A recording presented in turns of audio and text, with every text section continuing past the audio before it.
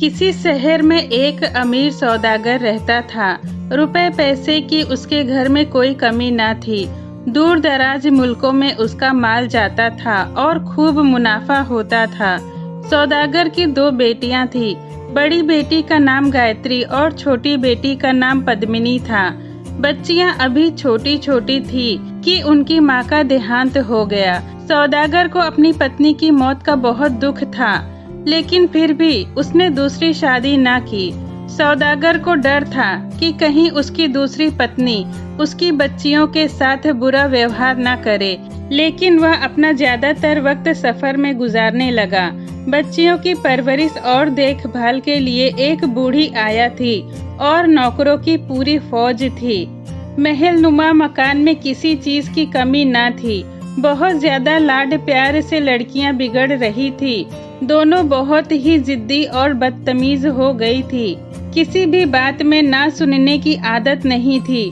नौकरों की तो शामत आ जाती, जरा सी बात पर किसी के बाल नोच लिए जाते तो किसी की डंडे से पिटाई हो जाती।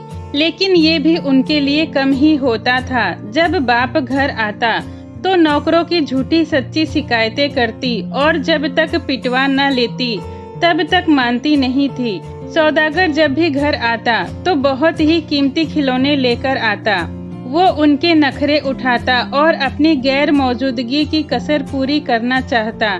इससे उनके और भी दिमाग खराब हो जाते। उन्हें थोड़ा भी गुस्सा आता तो हजारों रुपए के खिलौने उठाकर फेंक देती, घर का कीमती सामान तोड़ देती।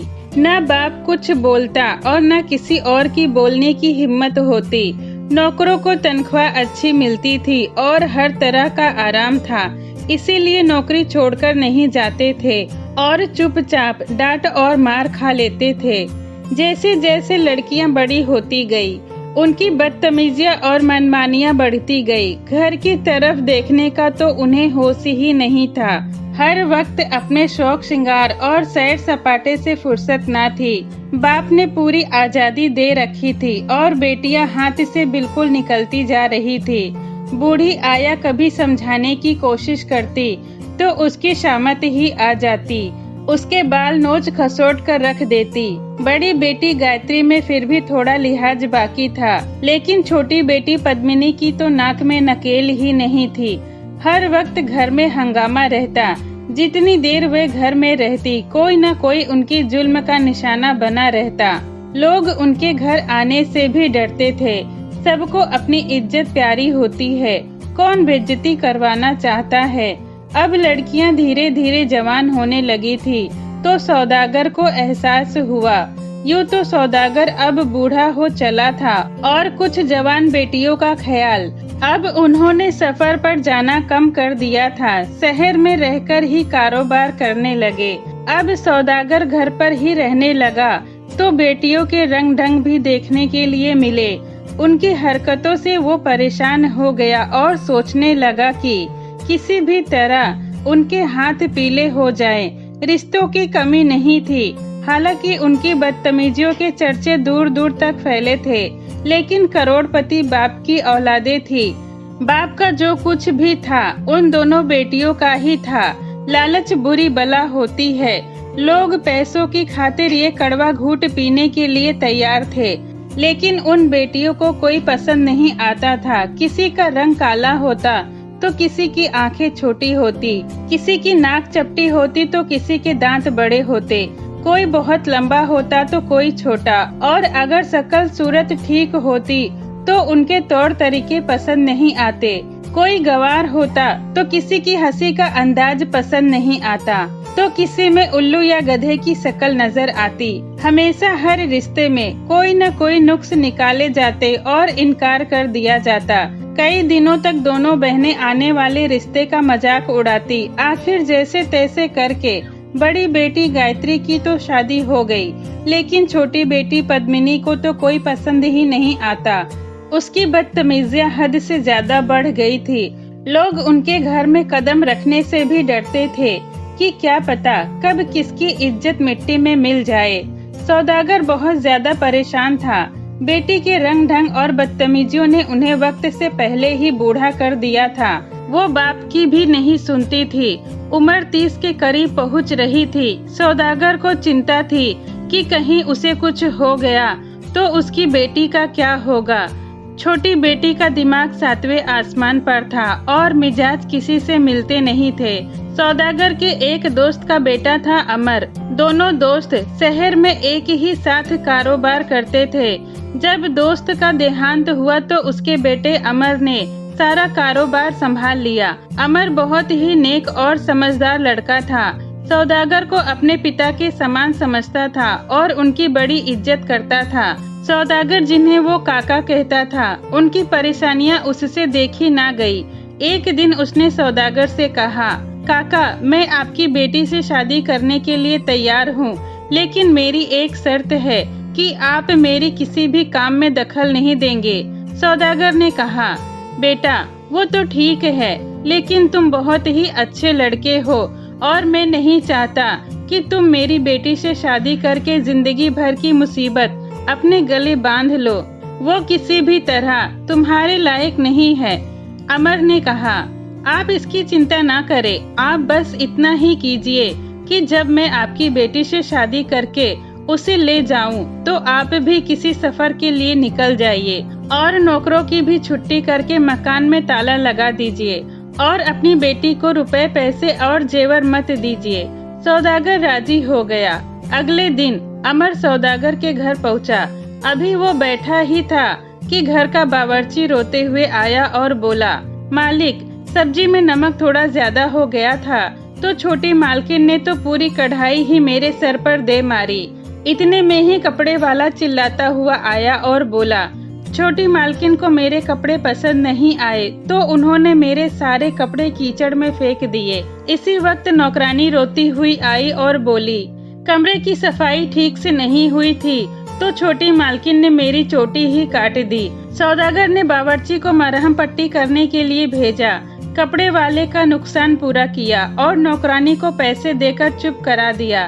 फिर अमर से बोले, बेटा, देख रहे हो ना, ये घर नहीं नर्क है।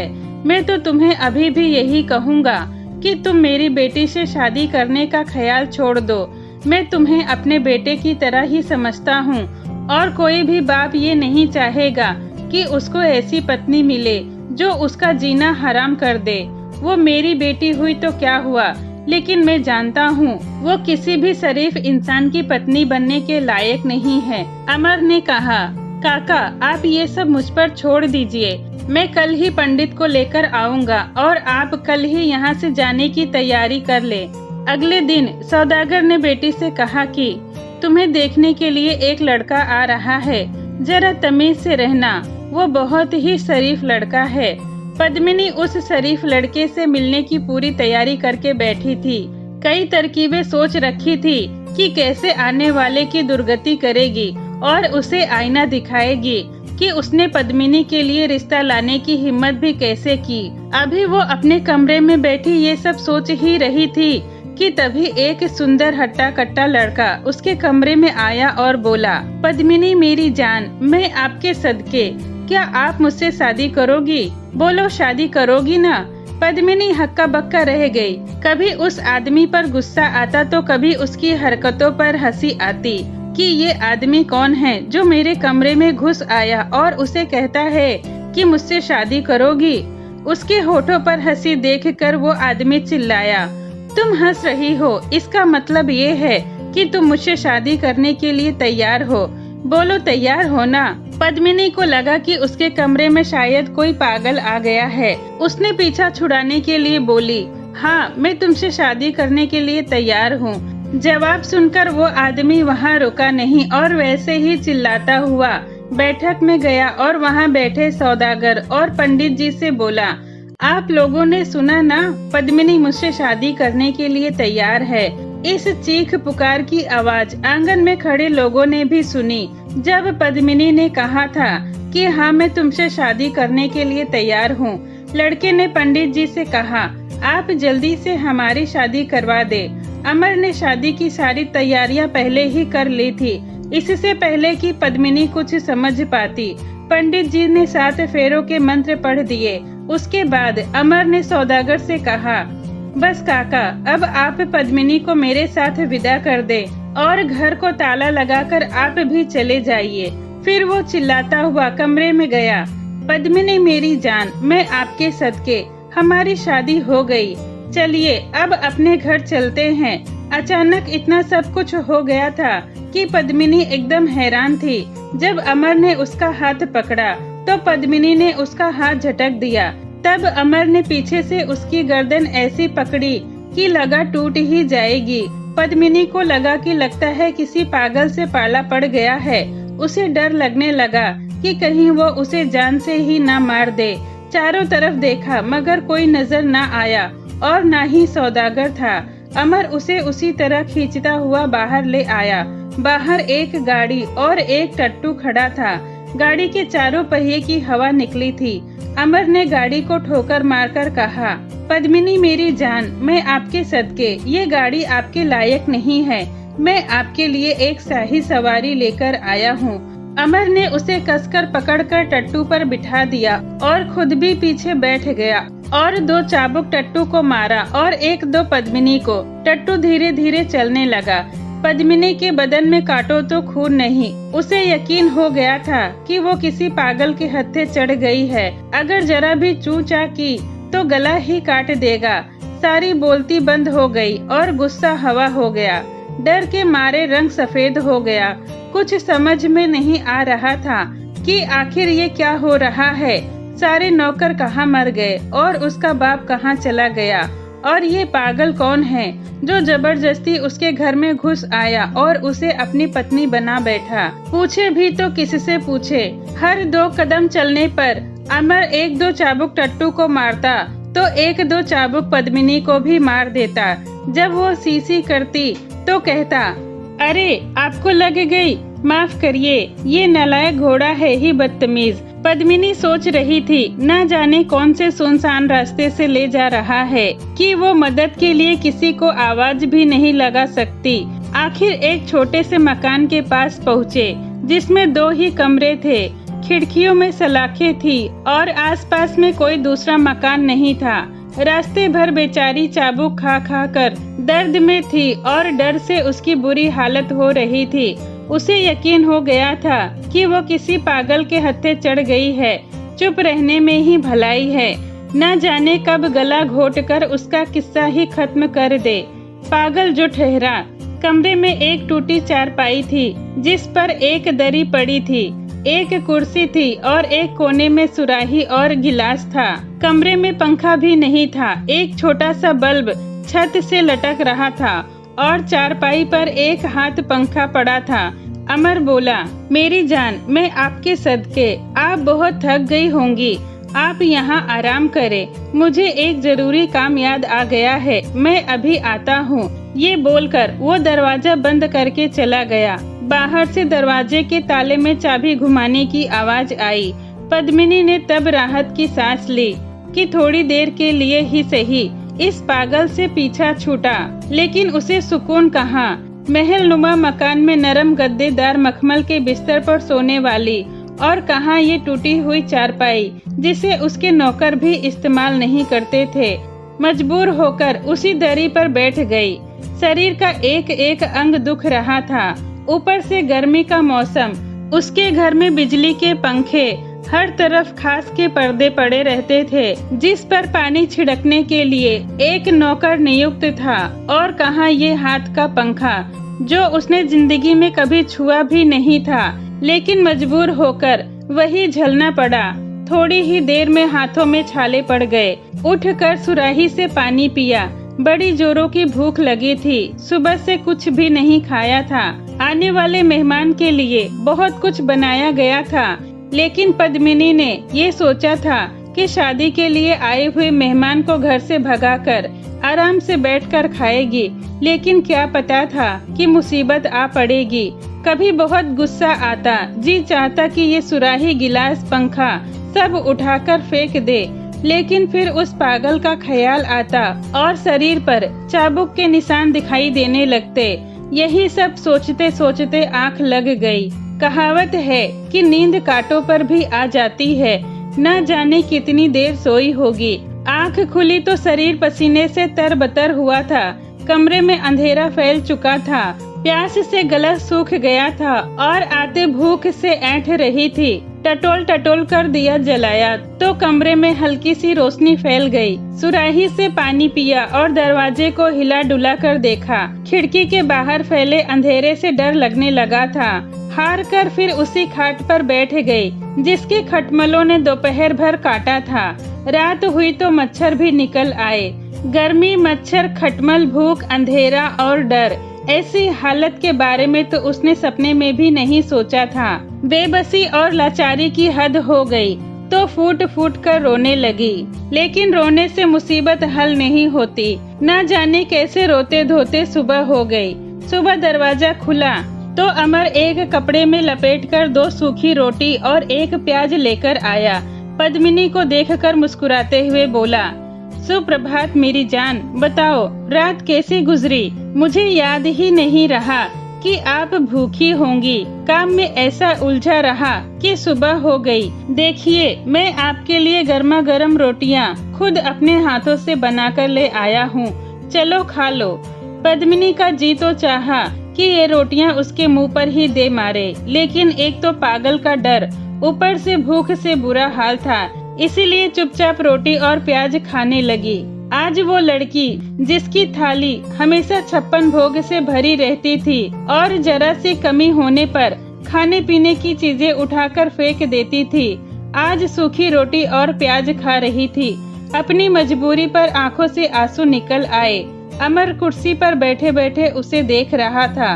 उसके आंसू देखे तो बोला, पद्मिनी मेरी जान, मैं आपके सदके, आपकी आंखों में आंसू क्यों? क्या खाना पसंद नहीं आया? लाइए, मैं इसे फेंक देता हूँ और दूसरा खाना ले आता हूँ जो आपको पसंद हो। अमर ने हाथ बढ़ाया तो पद्मिनी बोली, नहीं नहीं, ठीक है। उसे लगा 24 घंटे के बाद तो ये सूखी रोटी मिली है, ये भी फेंक दी तो न जाने कब खाने के लिए मिलेगा। खाने के बाद पद्मिनी ने डरते हुए उसकी तरफ देखा। वो हाथ में एक चाबुक लेकर घुमा रहा था। उसने हिम्मत करके कहा, मैं अपने पिता के पास जाना चाहती हूँ। अमर बोला, आपके पिता तो तीर्थ यात्रा पर निकल गए हैं, उन्हें वापस आने में बहुत समय लगेगा। उन्हें यकीन हो गया है कि उनकी बेटी अपने ससुराल में खुश होगी। पद्मिनी सोचने लगी, क्या खाक ससुराल में खुश होगी? घर से तो बेघर हो गई। पद्मिनी अमर से इतना ही बोल पाई कि मुझे मेरे घर पहुंचा दीजिए। अमर बोला, पद्मिनी, अब आपका घर यही है। आपके पिता ने उस घर में ताला लगा दिया है और नौकरों को छुट्टी दे दी है। पद्मिनी ये सुनकर चौंक गई। इससे पहले वह कुछ बोल पाती, अमर खड़ा हो गया और बोला, अच्छा, अब मैं चलता हूँ, आप आराम करें, मैं शाम को वापस आऊँगा। पद्मिनी की तो जैसे सांस ही अटक गई, यानी कि बगैर पंखे के यहाँ शाम तक भूखा रहना होगा। उसने धीरे से कहा, यहाँ गर्मी बहुत है, एक पंखा लगवा दीजिए।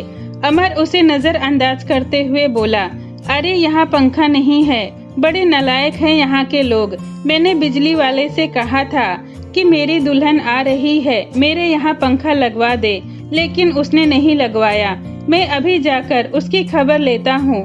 ये कहकर अमर कमरे में ताला लगाकर वहाँ से चला गया। पद्मिनी फिर अपनी किस्मत पर रोने के लिए अकेले रह गई। दोपहर जैसे तैसे काटी। शाम को अमर आया, साथ में एक नौकर। खाने की एक थाली लिया था। थाली वहीं एक टेबल पर रखकर नौकर वहीं खड़ा हो गया। उस थाली में तरह तरह के भोजन थे। पद्मिनी का भूख से बुरा हाल था। वो जल्दी से उठकर बैठ गई। अमर बोला, रुको, पहले मैं खाकर देखता हूँ कि ये मेरी जान के खाने लायक है या नहीं। ये बड़ी नाजुक मिजाज है। ये कहकर अमर सब में से 2-2 निवाले लेकर खाने लगा और नौकर को डांटता, ये खाना बनाया है तुमने, ये मेरी प्यारी पत्नी के खाने के लायक नहीं। आखिर में एक कटोरी में पतली सी दाल और 2 रोटियां बची। वो उसने पद्मिनी के आगे रख दी। पद्मिनी मेरी जान, क्या बताऊं, ये नौकर बहुत ही नमक हराम है। ये नहीं जानते कि तुम किस तरह का भोजन करती हो। आज आप इससे ही काम चला लो। पद्मिनी ने सोचा, अभी तो पहाड़ सी रात बाकी है, अगर ये खाना भी चला गया तो क्या होगा। दोपहर से ही भूख से बुरा हाल हुआ था, इसीलिए पद्मिनी ने चुपचाप दाल से रोटी लगाकर खा ली और अमर नौकर के साथ चला गया। 2 दिन ऐसे ही बीत गए। तीसरे दिन हुआ ये कि अमर कमरे में ताला लगाने की बजाय घर में ताला लगाकर चला गया। पद्मिनी ने कमरे से बाहर निकलकर देखा तो 2 कमरों का मकान था। एक रसोई घर जिसमें खाना पकाने का सामान था और एक मिट्टी का चूल्हा था, लेकिन खाना बनाने किसे आता था? हाँ, चूल्हा जलाते हुए एकाध बार नौकरों को देखा था, लेकिन जलाना कौन जानता था। भूख लगी तो चूल्हा जलाने की कोशिश की। चूल्हा कभी बुझ जाता तो कभी भड़क जाता। हाथ जले, आगे के बालों की एक लट जल गई, लेकिन चूल्हा ना जला।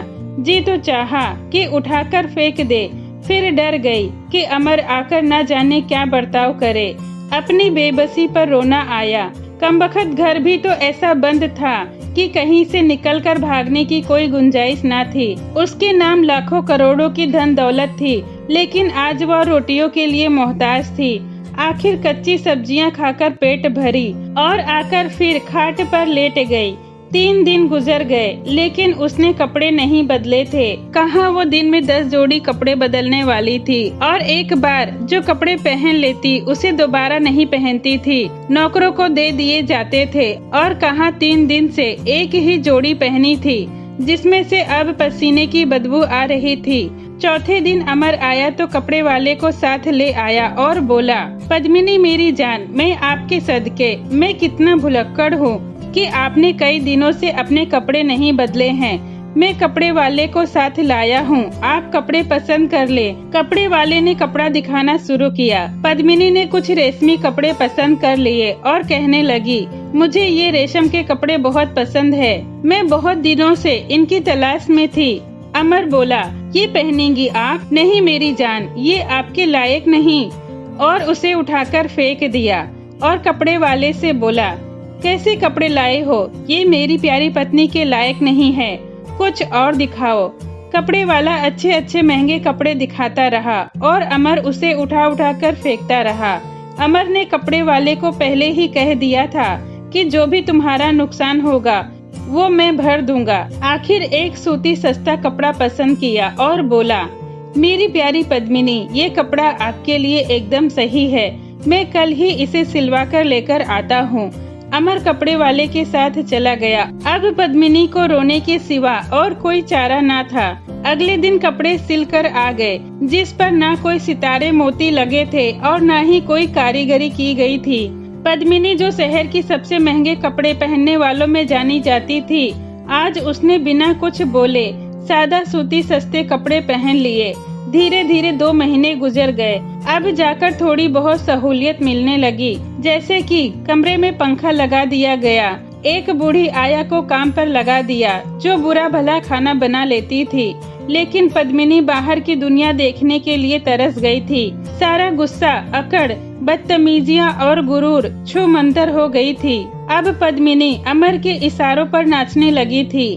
3 महीने बाद जब पद्मिनी बिल्कुल सीधी हो गई, तो अमर एक दिन एक अटैची लेकर आया और पद्मिनी से कहा कि इसमें कुछ कपड़े हैं, जाओ नहाओ और इसमें से जो पसंद आए उसे पहन लो।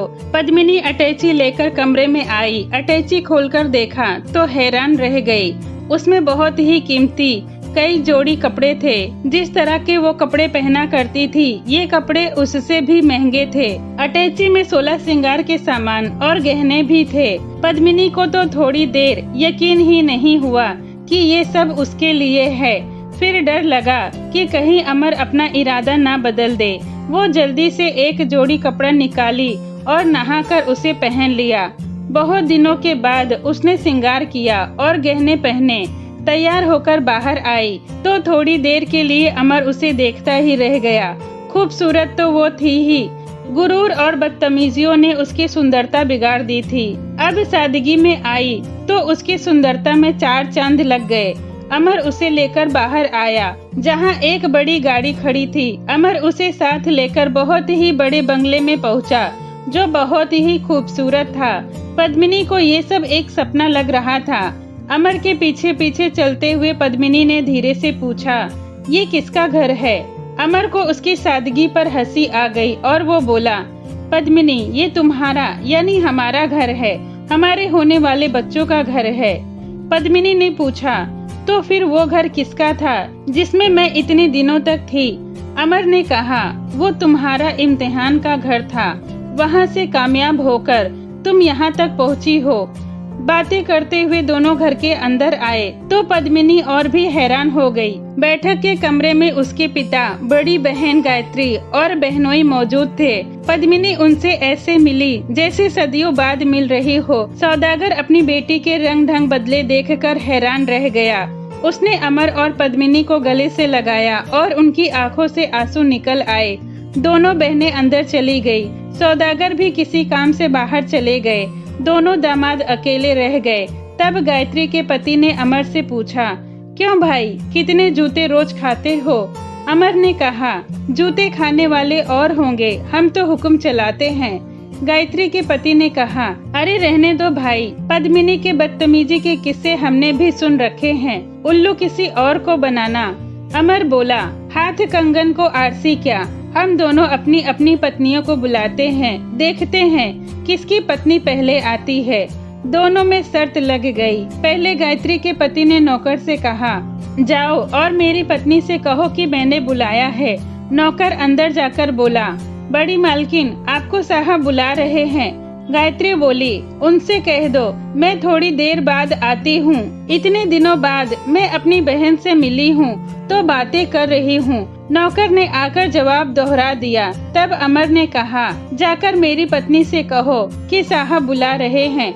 नौकर ने जाकर पद्मिनी से कहा, आपको साहब बुला रहे हैं। वो फौरन उठकर भागी। गायत्री ने उसे रोका तो वो बोली, नहीं दीदी, वो नाराज हो जाएंगे। 2 मिनट के अंदर ही पद्मिनी बैठक में अपने पति के पास आ पहुंची। गायत्री का पति ये देखकर हैरान रह गया। अमर ने पद्मिनी से कहा, मैंने तुम्हें ये कहने के लिए बुलाया है कि मेहमानों के लिए खाना लगाइए। पद्मिनी ने कहा, जी अच्छा। ये कहकर वह रसोई में चली गई। अमर ने गायत्री के पति से कहा, अब बोलो क्या कहते हो? गायत्री का पति बोला, यार तुमने वाकई कमाल कर दिया, मैं शर्त हार गया। तुम जो चाहो मुझसे मांग सकते हो।